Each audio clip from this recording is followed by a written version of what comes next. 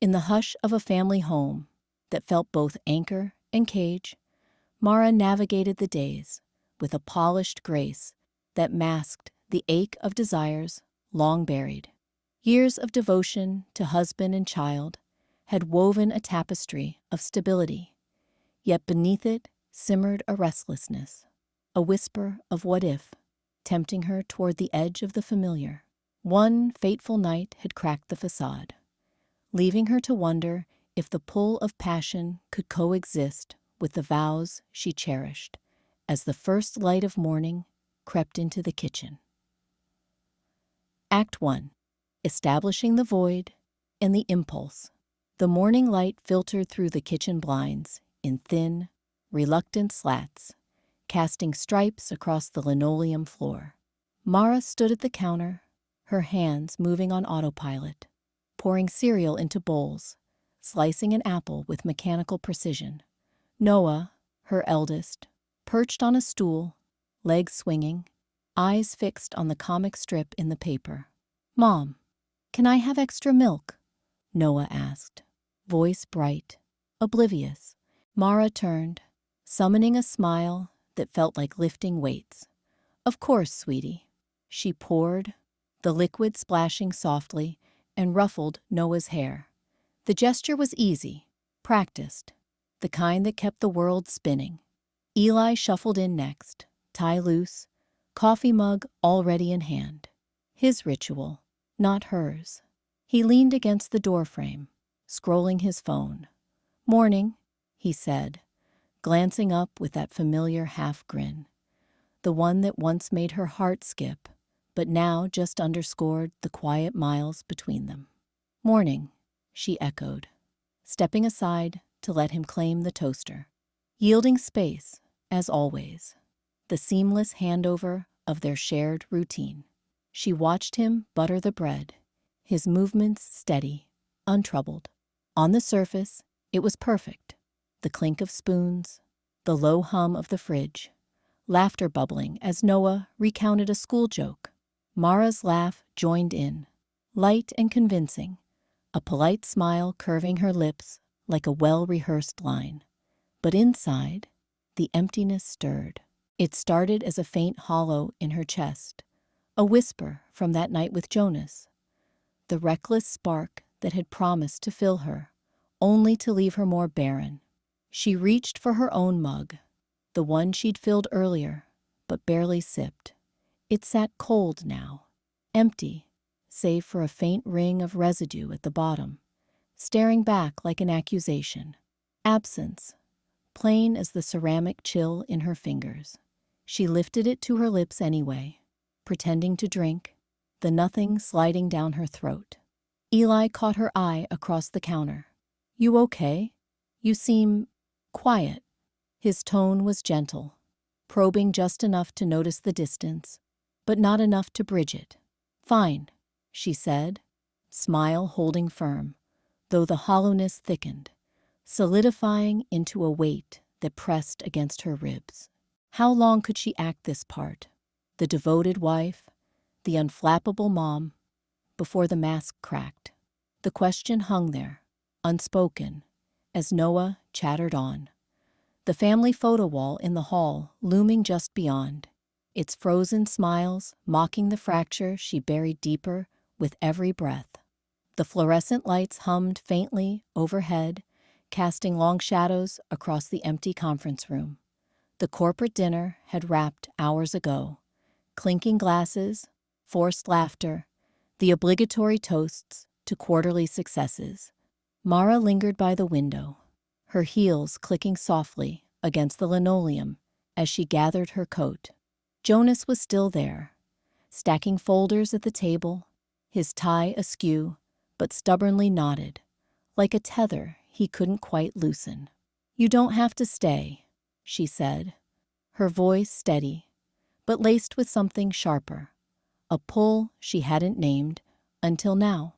He looked up, his eyes catching hers in the dim glow of the city skyline beyond the glass. The office felt smaller, the air thicker, as if the building itself held its breath. "I know," Jonas replied, stepping closer.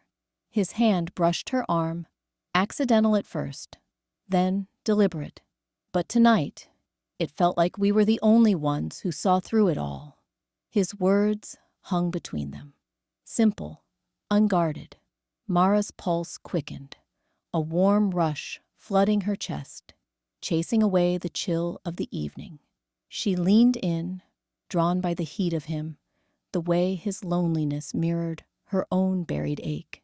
Their lips met, hesitant, then urgent, a spark igniting in the quiet. His fingers traced her jaw, and she pressed against him, the world narrowing to the scent of his cologne and the faint stubble on his cheek. Passion surged, blind and consuming, her body responding before her mind could protest. But as his tie grazed her wrist, taut, unyielding, a strip of silk pulled tight against his collar, a flicker of doubt pierced the haze. This was no dream. It was reckless, a fracture in the life she'd built. She pulled back slightly, breath ragged, her hand still on his chest. Jonas's eyes searched hers, expectant, alive with the same fire. Yet beneath it, Mara's thoughts splintered. Eli's steady hand on her shoulder that morning, Noah's trusting smile over breakfast. The emptiness yawned wider now, a void she'd widened with this kiss. Regret coiled in her gut, not sharp yet, but insistent, whispering of lines crossed and secrets that wouldn't stay buried. How long could she keep this hidden before it tore through everything? Jonas leaned in again, oblivious, but Mara hesitated, the weight settling like lead. That same evening, as the recklessness lingered in her veins, Mara pushed open the front door, the hinge sighing like a withheld breath. The suburban house enveloped her in its familiar hush, dinner plates clinking faintly from the kitchen, the faint scent of roasted chicken lingering. But tonight, the air felt thicker, laced with the unspoken weight she carried from the office. From Jonas's lingering gaze, she couldn't shake. She slipped off her shoes in the entryway, movements deliberate, mechanical. Eli was in the living room, perched on the arm of the couch, scrolling through his phone with a furrowed brow. Noah, their 12-year-old, sprawled on the rug nearby, sketching absently in a notebook, her dark hair falling like a curtain over her face. They both glanced up as Mara entered, but she averted her eyes, drifting toward the window as if the fading twilight outside held some urgent secret. "Hey," Eli said, voice neutral, probing. He set his phone down, waiting. Mara nodded, a small jerk of her head, and crossed to the sideboard. Her fingers brushed the edge, steadying herself. Inside, detachment wrapped around her like a fog, numbing the guilt that clawed at her ribs, the memory of that night with Jonas still hot and illicit under her skin. A crack ran faint along one frame's glass, unnoticed until now, spiderwebbing from some long-forgotten bump. It mirrored the split she felt inside, the illusion of wholeness teetering. The detachment cracked, just a hair, pulling her into tense contemplation. How long could she hold this line? The truth simmered, pressing against her teeth, threatening to spill. Eli's eyes searched hers. Noah's held a flicker of confusion, and the room pulsed with the weight of what wasn't said. Mara exhaled, the sound swallowed by the quiet, wondering if the dam would hold through dinner, or burst before she could brace them for the flood. Act 2. Mounting Pressure and Revelations. The next morning, the kitchen hummed with the rote symphony of a weekday morning. Coffee percolating, toast popping, the faint scrape of butter on bread. Mara moved through it like a script she'd rehearsed 1,000 times, pouring juice for Noah, sliding a plate toward Eli, her smile a careful stitch holding the seams. But inside, the mask felt thinner, the weariness seeping through like fog on glass. Eli sat at the table, his fork pausing midair as he glanced up from his phone. That overnight in the city last week, everything go okay? You seemed off when you got back. His voice was steady, probing without accusation, but his eyes lingered on her a beat too long, catching the chill she couldn't quite thaw. Mara's hand tightened on the coffee pot, steam curling like unspoken words. Just the usual grind, late meetings. The lie settled heavy in her chest, a methodical veil she'd draped over the memory of Jonas's touch, the reckless blur of that hotel room. She forced a nod, turning to Noah. Eat up, sweetie. School bus soon. Noah, 12 and sharp as a shard, pushed her cereal around the bowl, her small face creased. Mom, you said the meeting was with your boss, but Aunt Lena texted me it was a team thing. And why'd you leave your necklace there? I saw it in your drawer, the one you never wear anymore. Her question hung innocent, yet piercing, eyes flicking between her parents, sensing the fracture like a draft through cracks. Eli's fork clattered softly against his plate. The room's wall clock ticked onward, its second hand jerking in monotonous rhythm. Tick, tick, freezing the moment in amber, each beat amplifying the silence Mara couldn't fill. Her pulse synced to it, a relentless underscore to the guilt clawing upward. She opened her mouth, the mask cracking under the weight of their gazes, but no words came, only the growing tension, coiling tight in her gut, threatening to unravel the rituals that had once felt like safety. Would these morning motions, these fragile routines, hold against the suspicions now blooming in the air? Later that afternoon, the afternoon light slanted through the kitchen blinds, casting jagged shadows across the linoleum. Mara stood at the sink, scrubbing a pot with mechanical vigor, the water hissing like a suppressed scream. Noah burst in from the hallway, her face flushed, clutching a spiral notebook in her small hands. The binding was cracked, pages splayed like wounded flesh. Notes Mara had scribbled in haste, fragments of texts to Jonas that she'd meant to destroy but couldn't, tucked away in her desk drawer. Mom, Noah said, her voice sharp as a shard of glass. What's this? I can't stop thinking about last night. It felt real. Who is Jonas? And why does it say, we have to be careful? Mara's hands froze under the faucet. The sponge slipped, suds blooming in the basin. She turned slowly, forcing a smile that didn't reach her eyes. But Noah's gaze pinned her, perceptive, unyielding, the eyes of a child who'd long sensed the fractures in their home. Accusation hung in the air, thick and accusatory, Noah's knuckles white around the broken notebook. It had been her mother's private chaos, now spilling out. It's nothing, sweetie, Mara started, her voice a thin thread, averting her gaze to the window where the neighbor's manicured lawn mocked their unraveling normalcy. But Noah stepped closer, slamming the notebook on the counter. The spine cracked further, a soft rip echoing the tear in Mara's chest. Don't lie to me. Dad's been weird. You're always spacing out. And now this? Are you cheating? On Dad? The word landed like a slap, raw and inevitable. Mara's throat tightened, guilt surging, a tidal wave of fear that this revelation would shatter Noah, expose the hollow core she'd hidden behind packed lunches and bedtime stories. Internal storm raged. Deny, deflect, protect. But Noah's eyes, wide with betrayal, demanded more. The emotion twisted, accusation forcing Mara's walls to crumble, pulling her toward the confession she dreaded. She sank into a chair, the wood creaking under her weight, and reached for the notebook. Her fingers traced the torn edge, a symbol of her frayed secrets, now irreparably broken. Noah, I made a mistake, a terrible one. The words escaped, halting at first, then spilling like blood from a fresh wound. Jonas is from work. It was one night, stupid and selfish.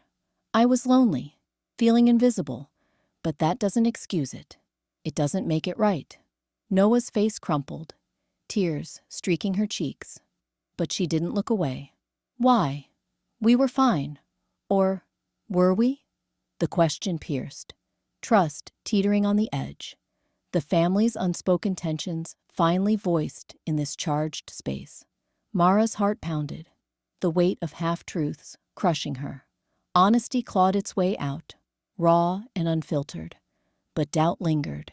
Could she shield them from the full storm by letting the lie die here? Or would the remnants poison everything? The kitchen fell silent, save for Noah's ragged breaths, the broken notebook between them, a testament to truths too fragile to contain. Hours later that same day, the kitchen light hummed faintly, casting long shadows across the linoleum where Mara stood, rinsing a single coffee mug under the tap. The water ran cold over her fingers, but she barely noticed. It was late afternoon, the kind of hour when the house usually buzzed with Noah's chatter or Eli's easy laughter. Today, silence pressed in like fog. Eli burst through the back door, his work boots thudding against the threshold. In his hand, Mara's phone, screen spiderwebbed with cracks from where she'd dropped it last week, a careless slip she'd meant to fix. His face was a storm, jaw set, eyes narrowed, not in anger yet, but in that piercing accusation that made her stomach twist. "Mara," he said, voice low and edged, holding the phone out like evidence in a trial. The screen glowed accusingly. A thread of messages from Jonas pulled up. Fragments of late-night confessions, a photo she'd deleted, but not thoroughly enough, his hand on her waist in a hotel bar's dim light. "What the hell is this?" She froze, the mug slipping from her grip. It clattered into the sink, unbroken, but the sound echoed like a fracture. Her heart hammered, a wild thing trapped. Accusation hung in the air, thick and unyielding, Eli's gaze boring into her, demanding she defend the undefendable. No deflections, no lies about late meetings or stress at the office. The truth she'd buried was clawing its way out, exposed in pixels and words. I didn't mean for you to see," she whispered, her voice cracking. The words felt inadequate, a flimsy shield against the wave crashing over her. Guilt surged, hot and familiar, but now laced with something sharper. Awareness, the escape routes she'd mapped in her mind, silence, denial, time, vanished. Eli wasn't waiting anymore. His patience had eroded to this raw demand, trust teetering on the brink. He stepped closer, the cracked screen reflecting in his eyes like shattered glass. "Didn't mean for me to see? Or didn't mean for it to happen?" His tone shifted, accusation giving way to a weary consciousness of what this meant. Their life, their vows, unraveling in the quiet desperation of their suburban cage. Mara's breath caught. She could feel the pull, inexorable, toward confession. The family photo wall loomed behind him, smiling faces mocking the ruin. Silence wouldn't protect her anymore. It never had. But as the words formed on her lips, "It was one night, Eli, but it was real." They hovered, unspoken. Could she cross that edge? Hand him the full weight of her betrayal, when the evidence already burned in his palm? The question lingered, unanswered, as the house held its breath. That evening, the living room hummed with the weight of unspoken evenings, the air thick like fog off the suburban streets. Mara sat on the edge of the couch, her hands twisting the hem of her blouse, while Eli paced before the family photo wall, a mosaic of frozen smiles from birthdays and vacations, now marred by faint cracks spiderwebbing the plaster behind the frames, as if the house itself sensed the fracture. Eli stopped, his face a storm of doubt. "You're not here anymore, Mara." "Not really. Who is he?" The accusation landed sharp, slicing through the quiet. Noah, curled in the armchair with her sketchbook abandoned on her lap, looked up, eyes wide, the innocence in them already dimming. Mara's throat tightened. She could deflect, blame the long hours at the office, the endless cycle of carpools and casseroles, but the lie had grown too heavy, a stone in her chest. "Jonas," she whispered, the name escaping like a confession in the dark. Eli froze, his steady world tilting. "From work. It was one night. After that team dinner. We were both lonely, drinking too much. It happened so fast, Eli. I didn't plan it, but I chose it." The words tumbled out, raw and unfiltered, her voice cracking as tears welled. Accusation hung in Eli's glare. But Mara's dam broke. Sobs racked her, not for pity, but for the truth she'd buried. "I came home to you, to Noah, pretending nothing changed. But it did.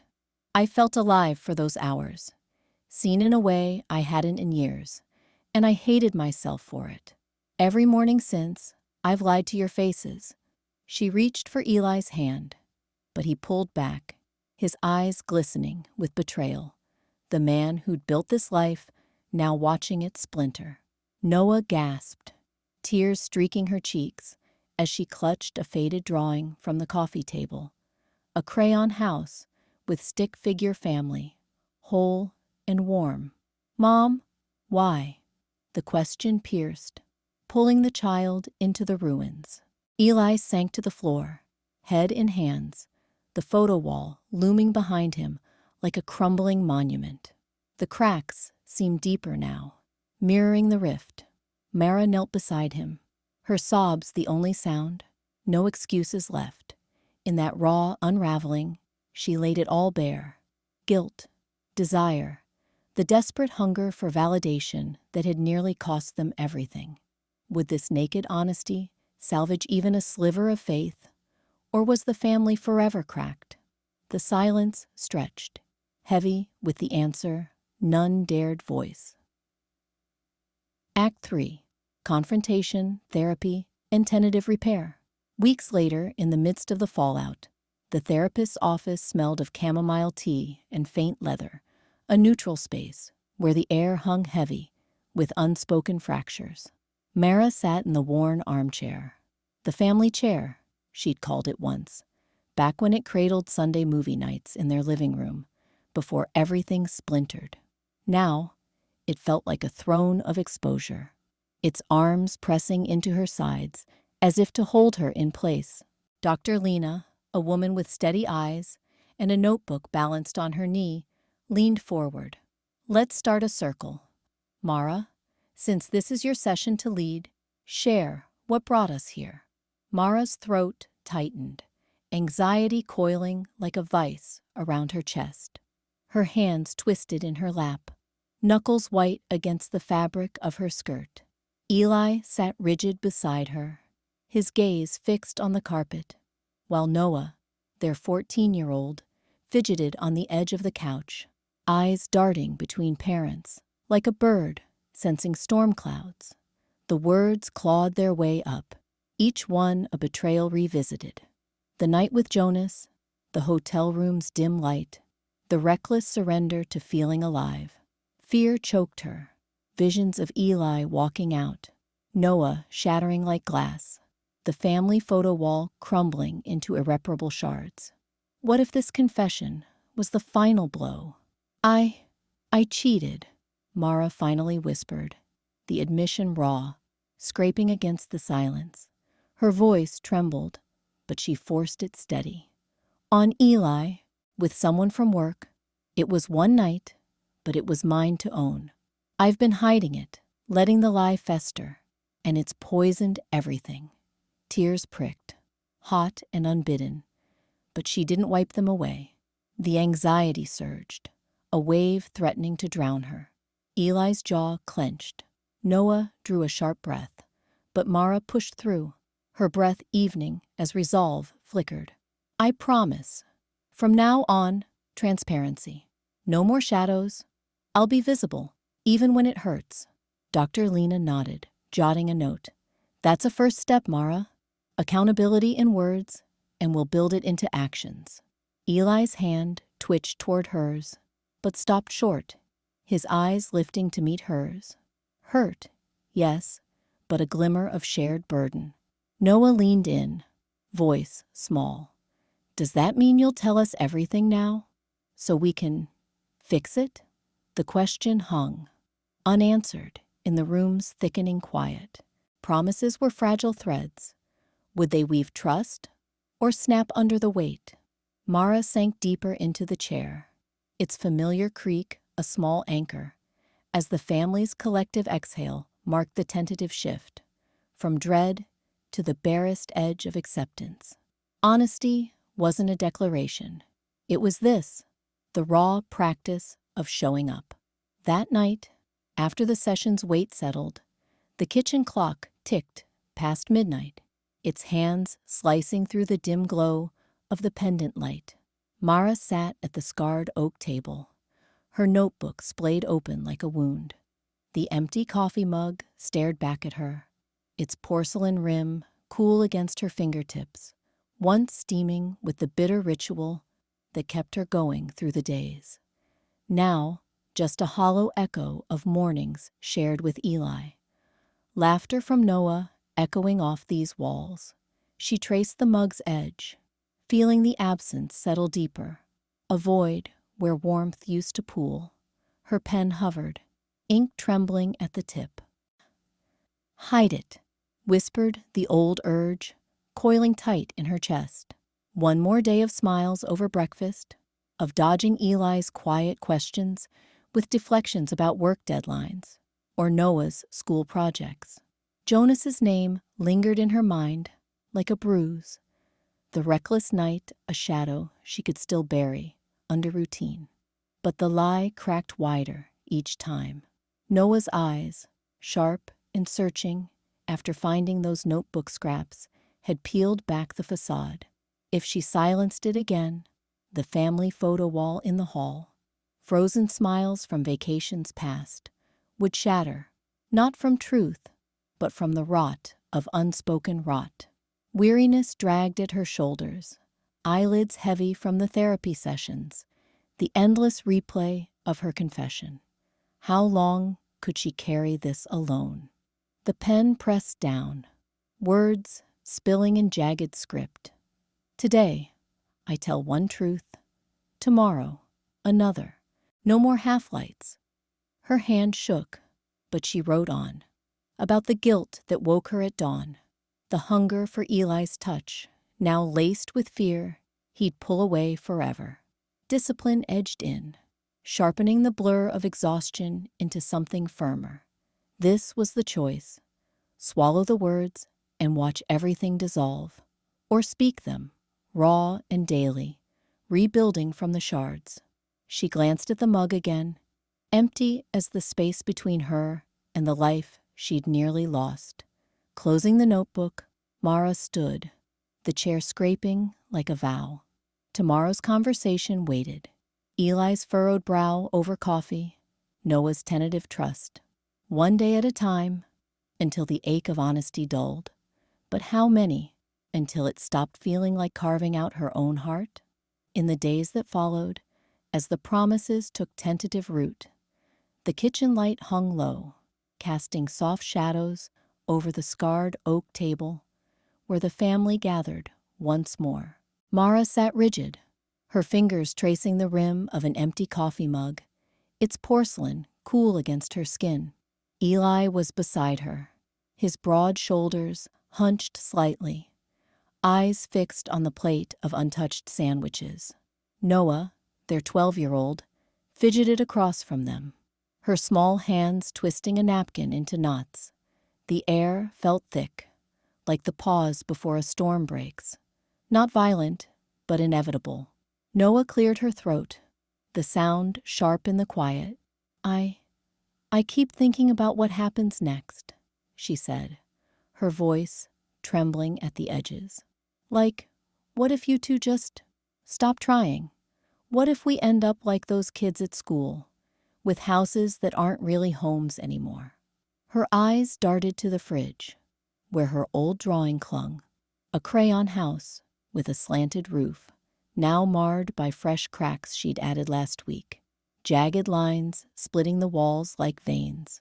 Mara's chest tightened, the uncertainty coiling inside her like smoke. She wanted to reach out, to promise everything would mend, but the words caught, heavy with the fear of what she'd already shattered. Eli shifted, his hand brushing hers under the table, a silent anchor. Noah's gaze pleaded, raw and unguarded, pulling the truth from the silence. I drew that after. Everything. Noah continued, nodding toward the picture. The house is us. It's breaking. But maybe we can fix it. But only if you tell me the truth. All of it. No more secrets. Her words hung, a fragile bridge over the chasm of doubt. Eli nodded first, his voice steady but soft. We promise, Noah. Honest talks, like we said in therapy. Every week, no holding back. Mara swallowed, her throat dry, listening without defending. That was her vow now, etched in the quiet hours of regret. Yes, she said, meeting her daughter's eyes. We're here, all of us. We'll talk through the cracks. Noah's shoulders eased, a tentative openness blooming in her face, like sunlight piercing fog. She unfolded the napkin, placing it flat on the table. For the first time that evening, the room breathed, a shared exhale, fragile as the drawing's lines, but in the air lingered the shadow. Could words alone mend what fear had fractured? Or would the house stand only as long as they all kept building?